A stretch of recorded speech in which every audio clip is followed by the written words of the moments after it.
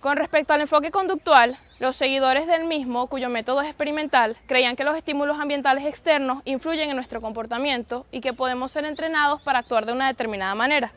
Conductistas como Skinner no creían en el libre albedrío. Ellos aseguran que nosotros aprendemos por medio de un sistema de refuerzo y castigo. Algunos postulados de esta teoría afirmaban que nosotros nacemos con la mente en blanco, solo con la capacidad de aprender, pues somos el resultado de lo que se nos enseña en el medio en el cual vivimos y nos desarrollamos.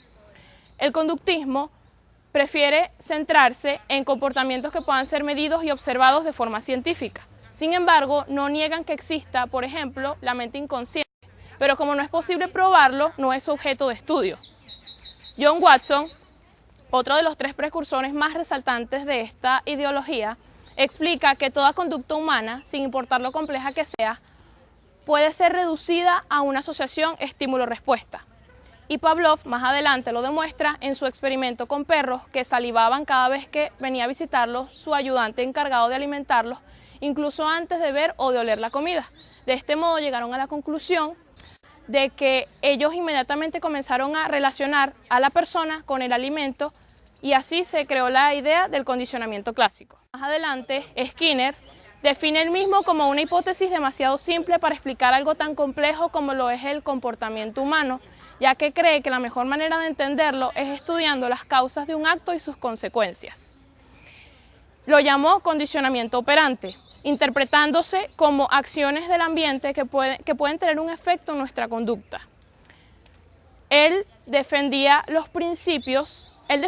los principios podían usarse para conseguir un comportamiento determinado, ya sea por medio de refuerzos, que son respuestas para crear un patrón repetitivo de acción, o de castigo, que sirven para modificar o eliminar una conducta específica. A mi parecer, este estilo de entendimiento de la manera en la que actuamos, podemos hablar de una posibilidad de manipulación, debido a que este depende de factores que son ajenos a nuestro autocontrol.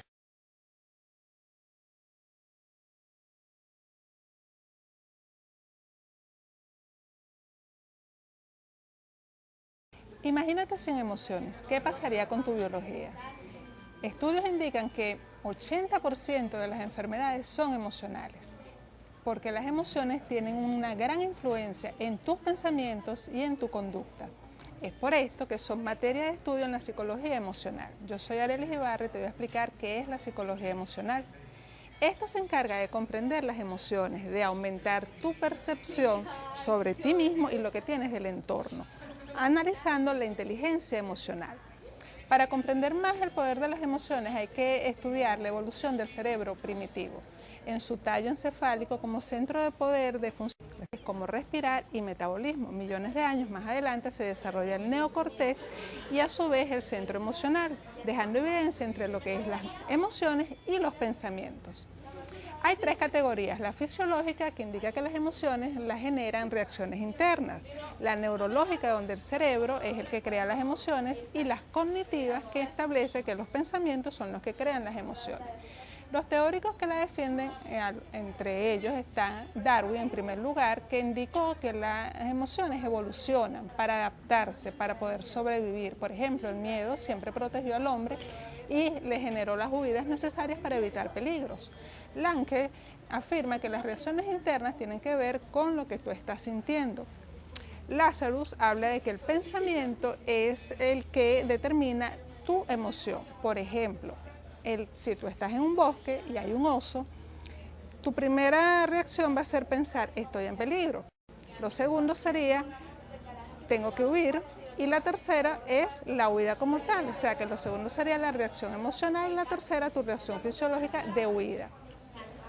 Goleman habló de la inteligencia emocional. De 10 años para acá se ha ido popularizando más y se origina en las inteligencias múltiples y se basa en conocimiento de ti mismo para la autorregulación emocional. En conclusión, la psicología emocional viene a estudiar las emociones, a visibilizarlas y ampliar la percepción que tienes de ti para mejorar la relación contigo y con tu entorno.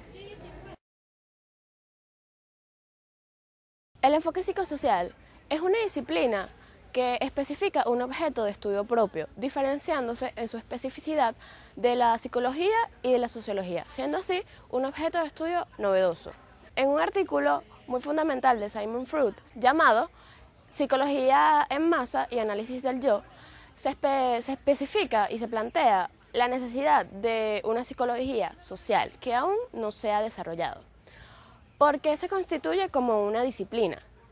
En la filosofía es muy antigua la idea de que el hombre es naturalmente sociable, y es porque se desarrolla en una comunidad. Así lo decía Aristóteles, que el hombre es un animal naturalmente sociable. Es muy difícil conocer los procesos de subjetivación grupal, es decir, que la continuación que tiene un sujeto desde y por un grupo, sin desconocer que este mismo grupo se constituye también en la medida en que la subjetivación emerge. Según Pichon-Rivière, el hombre o los grupos no es una suma o un agregado de individuos, sino más bien una estructura en la que cada quien elige su posición inconscientemente. Estos grupos se podría decir que es el líder y la persona que siempre le hace caso al líder, la persona más sumisa de este grupo.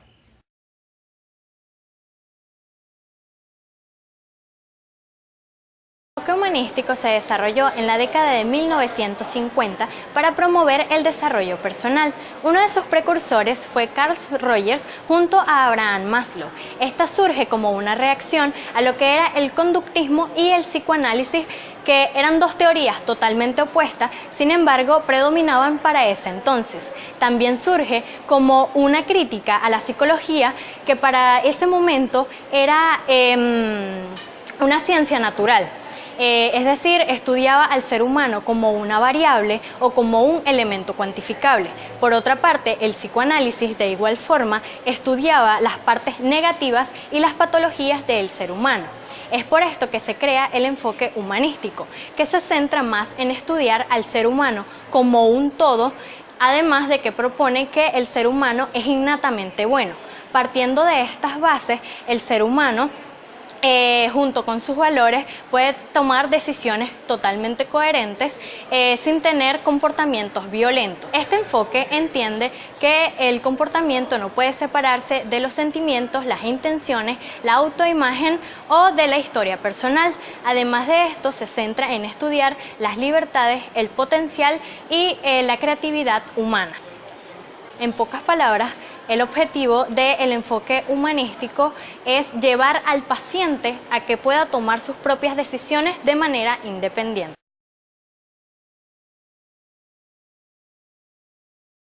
El enfoque sistémico se da a mediados del siglo XX, produciendo así un salto del nivel lógico del pensamiento humano, a través del descubrimiento de otra forma de ver la realidad y entender al ser humano como un sistema y dentro de un sistema, denominado también como enfoque de sistema. Significa que la manera de abordar los objetivos y fenómenos no pueden ser aislados, sino que tienen que verse como parte de un todo. No es la suma de elementos, sino el conjunto de elementos que se encuentran en interacción de forma integral, que puede producir nuevas características cuyo resultado es superior a los componentes que lo conforman y provocan un salto de calidad.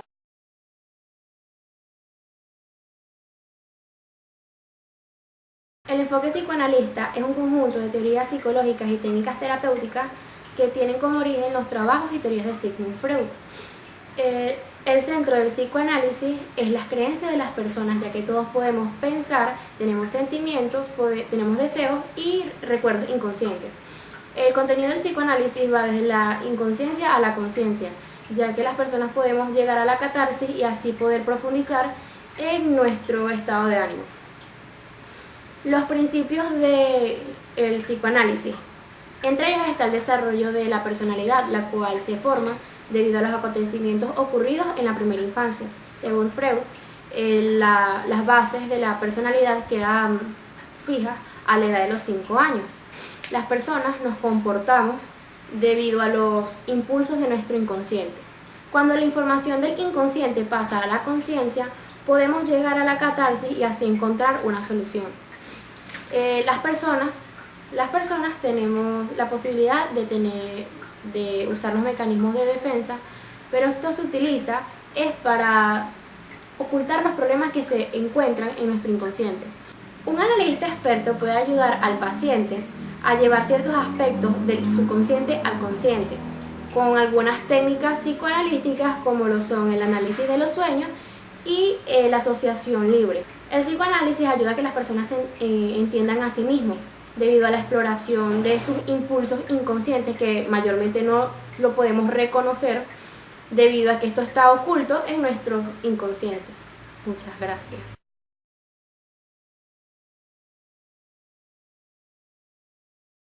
Enfoque psicodinámico. Este enfoque fue estudiado por Sigmund Freud.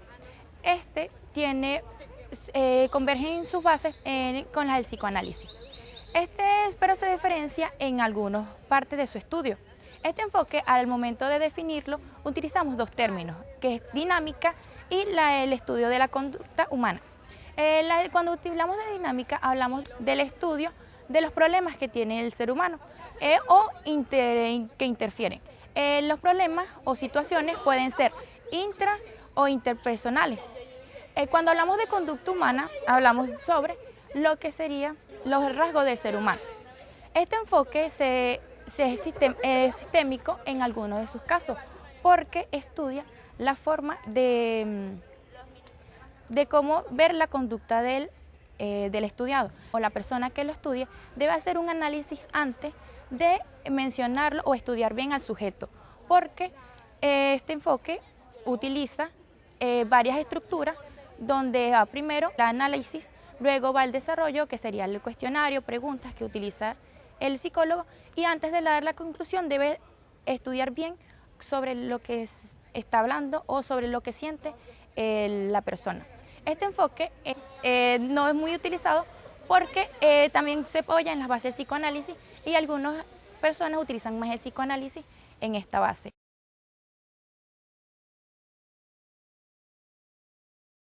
El enfoque cognitivo es el encargado del estudio de los procesos psicológicos de cómo aprende el ser humano. Este, a su vez, es el cúmulo de información que se dispone gracias a un proceso de aprendizaje o a la experiencia. Su finalidad es el estudio de los mecanismos involucrados en la creación del conocimiento, desde lo más simple hasta lo más complejo. Los estudios del enfoque cognitivo surgen a comienzos de los años 60 y se presentan como la teoría que ha de sustituir las perspectivas conductistas que dirigían la psicología de ese entonces. El desarrollo cognitivo, por su parte, se enfoca en las perspectivas intelectuales, en los procedimientos intelectuales. Se enfoca en los procedimientos intelectuales y en las conductas que emanan de esos procesos. Este desarrollo es una consecuencia del ser humano, de la voluntad del ser humano por tratar de entender la realidad y de desempeñarse en la sociedad, por lo que está vinculado a la capacidad natural de los seres humanos de adaptarse a su ambiente.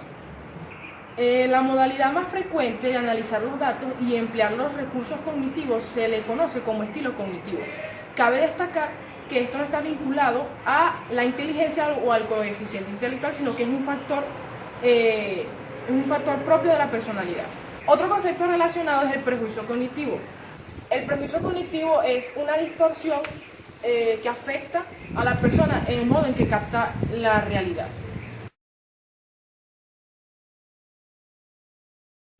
El enfoque biológico.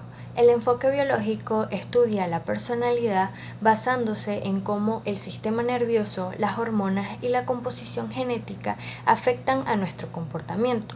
Los psicólogos biologistas exploran la conexión que hay entre los estados mentales y el cerebro, entre los nervios y las hormonas, para explorar así cómo se forman los pensamientos, los estados de ánimo y las acciones. Para el enfoque biológico, que son la suma de todas sus partes, todos sus estudios se basan en el cuerpo físico. Además, intenta comprender el cerebro sano, pero también la mente y el cuerpo físico, para encontrar la manera en que trastornos tales como lo es la esquizofrenia se desarrollan a partir de raíces genéticas.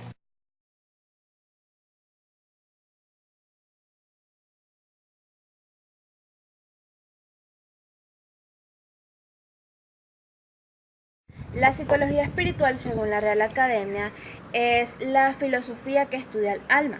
La psicología no es tan solo una apertura al pensamiento, sino que esto también es un sentido. La psicología espiritual es un conjunto de ideas y pensamientos sobre el significado de la vida, sobre para qué nosotros fuimos creados o qué vamos a hacer nosotros por el resto de nuestras vidas. Son preguntas que se hace el ser humano, para qué nacemos, con qué fin fuimos creados.